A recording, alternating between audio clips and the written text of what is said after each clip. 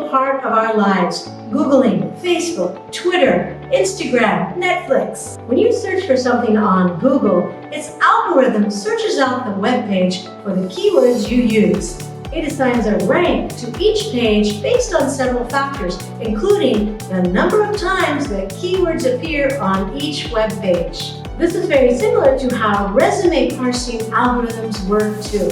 A resume parsing software converts unstructured form of data into structured form of data, putting the information into various fields such as contact information, educational qualifications, experience, skills, certifications, and other areas.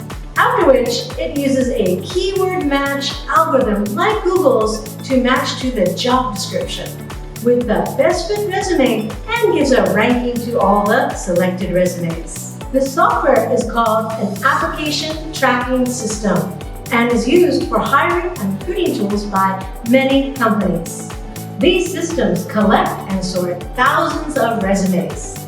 98% of Fortune 500 companies use ATS, and 66% of large companies and 35% of small companies rely on such software. The likelihood that your applicant will submit their resume to an artificial intelligence-powered hiring system is growing.